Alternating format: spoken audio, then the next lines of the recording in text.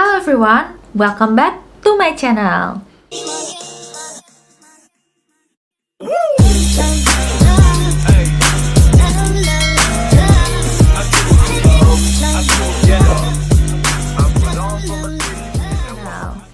Hai, apa kabar semuanya?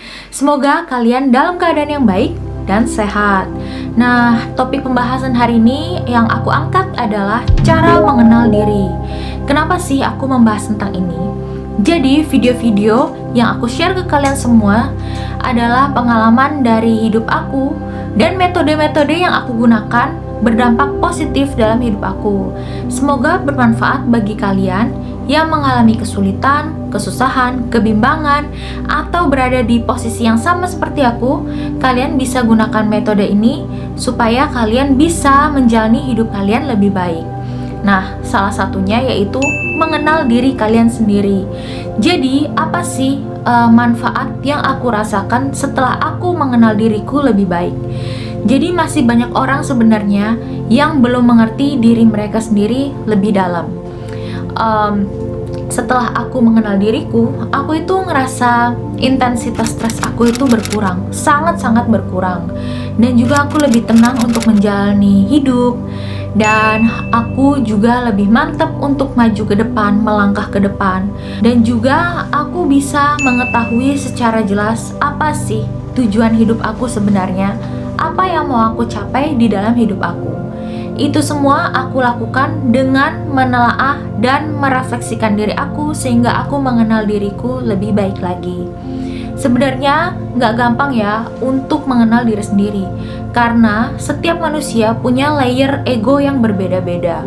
Kalau kita ingin mengerti diri kita sendiri, ingin mengetahui dan juga mengenali diri sendiri secara lebih baik, layer-layer ego kita itu harus dilepas satu persatu. Dan itu nggak gampang. Nah, metode apa sih yang aku lakukan untuk melepas semua ego sehingga aku bisa menemukan diri aku di situ dan aku bisa mengenal diriku sendiri secara lebih baik. Oke, sebenarnya nggak ada hal berat yang aku lakukan untuk mengenal diriku sendiri lebih dalam. Jadi ceritanya waktu itu aku lagi terhimpit masalah dan itu stres banget, dan juga aku merasa aku nggak punya waktu untuk diriku sendiri. Jadi aku tuh bingung banget, mau nangis, mau teriak, itu pun juga nggak akan mengubah keadaan apapun. Nah, jadi sewaktu anak-anakku tidur, aku curi-curi waktu, sengaja aku berdiam diri, merenung, dan juga tarik nafas dan buang nafas yang dalam. Setelah itu aku ngerasain emosi aku itu jadi stabil lagi, dan aku berusaha untuk mencari jawaban apa sih yang aku mau, apa sih yang aku butuhkan. Buat aku itu benar-benar perlu banget ketenangan. Pada waktu itu aku baru sadar bahwa simple banget ternyata jawabannya. Aku itu butuh ketenangan. Jadi aku tinggal nikmatin aja flowingnya. Waktu aku tenang, buang nafas, ambil nafas, itu bisa menstabilkan emosi sehingga aku bisa berpikir lebih jernih. Yang kedua, jujur dengan diri sendiri. Nah, jadi di dalam renungan aku itu, aku berusaha jujur dan menerima segala kelebihan dan kekurangan aku. Jadi, kenapa aku selama ini stres? Karena prinsip hidup aku tuh pengen selalu berada di luar zona nyaman aku, dan aku selalu mencoba di batas limit dari kapasitas aku. Aku gak mikir bahwa diriku sendiri ini ada limit, batas, dan kapasitasnya. Aku gak mikir sampai ke situ, sehingga semuanya itu menghimpit aku banget dan bikin aku jadi stres untuk menjalani hidup aku. Nah, setelah aku menerima dan ikhlas melepas semuanya, lepas semua perasaan aku, di situ aku ungkapkan perasaan aku ini maunya gimana, aku ini tujuan hidup aku seperti apa. Aku ngerasa lebih tenang dan aku merasa lebih ikhlas. Dengan ikhlas, aku bisa ngelepasin semuanya dan menerima diriku sendiri lebih baik. Di situ aku juga mengajukan pertanyaan-pertanyaan bijak untuk diriku sendiri. Apa sih yang mau aku lakukan untuk diriku dan keluarga? Apa sih yang mau aku capai untuk masa depan aku? Itu semua aku tanyakan ke diri aku sehingga aku mendapatkan jawaban yang tepat. Apa yang aku mau dan apa tujuan hidup aku, sehingga aku bisa menjalaninya secara lebih terarah. Yang ketiga, mendengarkan suara hati. Jadi setelah pertanyaan-pertanyaan itu muncul, aku diam untuk cari jawaban yang tepat untuk diriku. Apa sih yang aku mau? Dengan melepas semua ego, segala kekurangan aku dan kelebihan aku, apa sih yang aku mau? Jadi kita benar-benar menjawabnya itu dengan sikap yang rendah hati. Apa sebenarnya aku mau dan kapasitas kita itu sejauh apa untuk mencapai tujuan hidup itu. Umumnya mendengar suara hati itu harus di tempat yang tenang atau lagi meditasi. Biasanya aku ngelakuin ini tuh dengan meditasi. Tapi ada juga orang yang melakukan ini di tengah keramaian atau lagi nonton TV atau dalam posisi duduk. Semuanya tergantung dari masing-masing pribadi nyamannya di mana. Selama kalian bisa menemukan ketenangan di area kalian atau di tempat kalian tinggal atau tempat kalian duduk atau di segala situasi apapun yang bisa membuat kalian tenang, kalian bisa mendengarkan suara hati kalian dengan baik. Dan dari situ aku baru mengetahui bahwa aku pengen banget hidup aku itu bermanfaat bagi orang lain. Aku pengen banget bisa berbagi hal yang bermanfaat bagi orang lain, sehingga orang lain itu juga tertolong dan terbantu melalui apa yang aku bagikan. Dulu aku lebih mikir kalau aku pengen banget berbagi materi atau berbagi harta benda yang aku punya.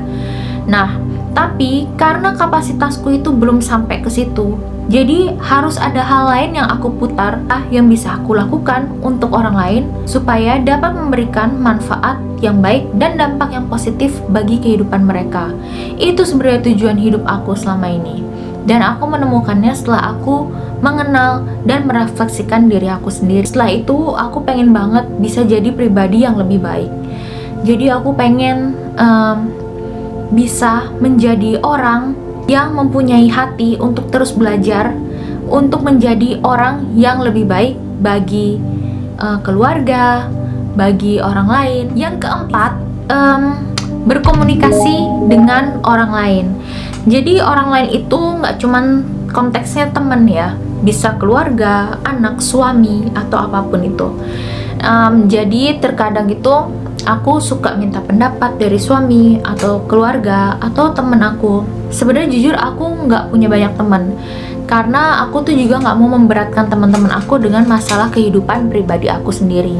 Karena aku tahu mereka sendiri juga punya permasalahan mereka masing-masing. Jadi agak gak enak aja ya kalau aku curhat, karena tipe aku juga bukan tipe yang suka curhat sama teman. Nah terus, tapi kalau kalian punya orang atau teman yang kalian percaya, yang kalian sering share ke mereka mengenai kehidupan kamu atau permasalahan hidup kamu, ya it's okay, gak apa-apa, kalian bisa share. Terkadang mata orang lain itu lebih jeli bisa melihat diri kita sendiri daripada mata kita untuk melihat diri kita ini. Jadi orang lain itu memang lebih jeli untuk melihat orang lain, begitu. Nah, jadi aku suka tanya sama suami atau anak, apa sih aku ini seperti apa orangnya? Ada nggak yang perlu dirubah? Kamu maunya aku seperti apa? Dari situ kita bisa menilai sebenarnya diri kita sendiri itu seperti apa. Memang terkadang pendapat orang lain itu nggak selalu benar, tapi pintar-pintarlah aja kita memilih pendapat mana yang bisa berdampak positif bagi hidup kalian. Jadi aku selalu mikir, kira-kira pendapat ini akan berdampak positif nggak ya jika aku berubah menjadi orang yang seperti ini. Mereka ini maunya aku seperti apa, nyamannya seperti apa. Karena balik lagi, aku manusia pasti punya banyak kesalahan yang harus diperbaiki. Apakah dengan aku berubah menjadi seperti ini akan berdampak baik buat mereka? Nah itu harus dipikirkan dan dipertanyakan. Kalau selama itu positif, gak apa-apa, lakukan aja dan berusaha semaksimal mungkin untuk menjadi versi terbaik diri kalian. So, itu dia metode-metode yang aku lakukan. Cukup sederhana kan? Karena ya memang simple dan pasti aku yakin semua orang bisa ngelakuinnya. Intinya, kuncinya adalah kalian itu harus tenang dulu. Jadi kalau kalian lagi di tengah emosi atau kebimbangan, kebingungan, atau dalam ketakutan atau apapun itu, kalian harus dalam posisi yang netral dulu.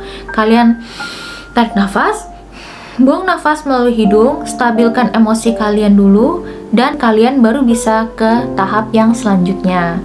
So, itu dia ending dari video aku. Thank you so much guys for watching my video. Semoga video ini bermanfaat bagi kalian semua dan dapat membawa dampak yang positif bagi kehidupan kalian. Aku minta maaf kalau ada kesalahan kata-kata dalam videoku hari ini. Thank you so much. Jangan lupa support channel aku juga. Jangan lupa subscribe, like, share, and comment my YouTube channel. See you in another video. Bye!